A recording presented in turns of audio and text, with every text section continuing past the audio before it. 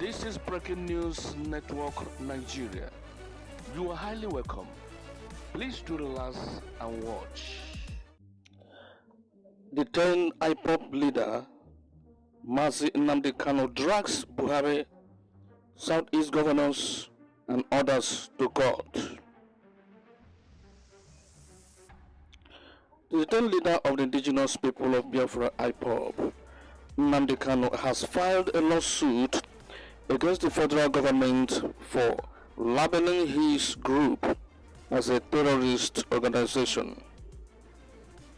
In the suit marked E/20/2023 and filed by Kanu's special counsel Aloy Ejimako, the IPOB leaders is seeking an order that self-determination is not a crime and consequently cannot be held on to arrest, detain, and prosecute him and the members of IPOB. Aside from the federal government, other respondents are the President, the Attorney General of the Federation and Minister of Justice, the Governor of Ebonyi State, and the Southeast governors. The matter, which was filed before an Enugu State High Court, asked the court to bar the respondent from taking a further step in any criminal prosecutions of the applicant and members of the IPOB on the basis of the said proscription of IPOB and its listing as a terrorist group. The suit began with originating application brought pursuant to Order 2 Rules 1 and 2 of the Fundamental Rights Enforcement Procedure, Rule 2009, Section 42 of the Constitution of the Federal Republic of Nigeria, 1999, as amended, Article 2, 3, 19 and 20 of the African Charter on Human and People's Right, Ratification and Enforcement Act, and under the jurisdiction of the court as preserved by Section 6 and 46 of the Constitution of the Federal Republic of Nigeria, 1999, as amended. Kanu contended that the proscription of IPOB and its listing as a terrorist organization is illegal under Section 42 of the 1999 Constitution as amended and under Article 2, 3, 19 and 20 of the African Charter on Human and People's Rights Enforcement and Ratification Act. He made an argument that professing of political opinion, of self-determination, and the consequent arrest, detention, and prosecution of the applicant as a member/leader of said IPOB is illegal, unlawful, and unconstitutional. He sought, among others, a declaration that the practical application of the Terrorist Prevention Act and the executive or administrative action of the respondent which directly led to the proscription of IPOB and its listing as a terrorist group, said IPOB being comprised of citizens of Nigeria, of the Igbo and other Eastern Nigerian ethnic groups, professing the political opinion of self-determination and the consequent arrest, detentions, prosecutions, and extrajudicial killings of the members of the said IPOB is illegal, is unlawful, and is unconstitutional, and amounts to infringement of their fundamental rights, not to be subjected to any disabilities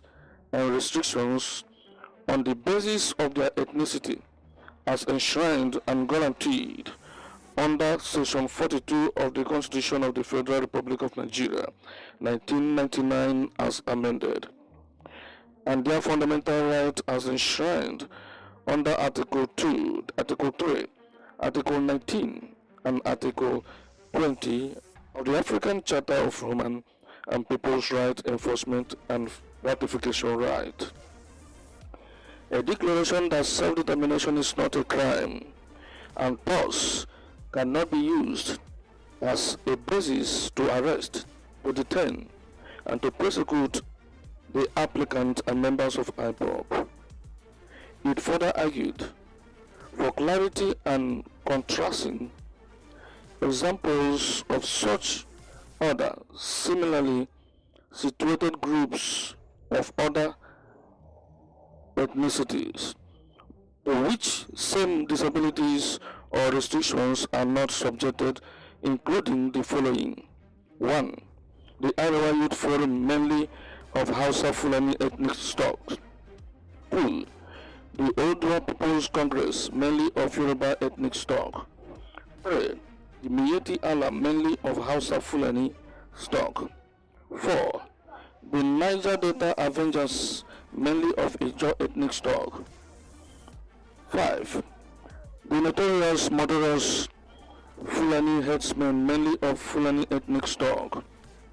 In particular, the Fulani headsmen, which has never been proscribed nor declared a terrorist organization in Nigeria, has nonetheless been internationally declared as the fourth deadliest terrorist organization in the world.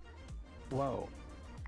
One thing I cherish most about this erudite and intelligent man called Nnamdi Kanu is his wisdom.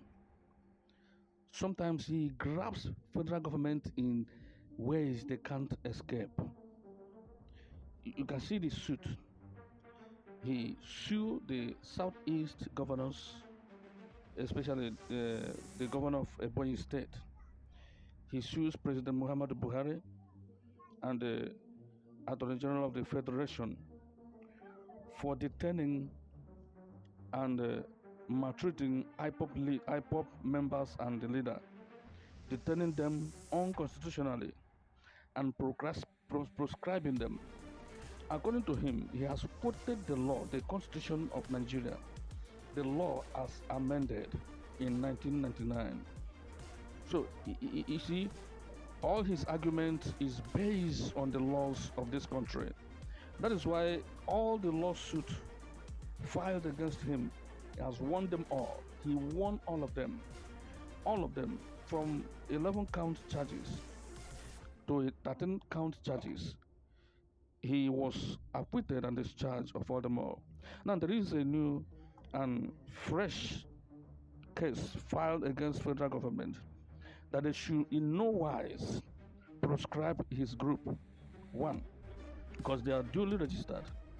Secondly, because they are not terrorist organization, that if there is any group that should be declared terrorist organization, first of all should be the marauders, the Fulani herdsmen, the killers, which the whole world, the world rated them fourth most dangerous terrorist organization.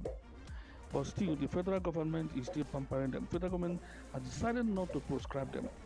But the people who are going about of their own, talking about secession, protesting, these are the people they label as terrorist organization.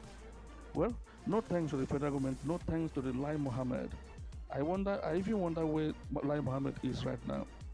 That man, Lai Mohammed, who is just silent. I hope he's fine, I hope he's well. So, Nigeria, this is the news. Nnamdi Kanu just filed fresh cases, which I don't know when this will end. And I don't see anybody in Nigeria among the federal lawyers that will defend this. These guys know how to hold them where they can't escape. So that is the news. Remember, Nnamdi Kanu was discharged and appointed months ago by the Federal High Court, even the Apex Court. But still, Buhari and his government blatantly refused to release him. The UN has said their own, and the federal government still refused to release him. The OAU, the EU, and the African Union Court has also lent their voice to release this man, but none.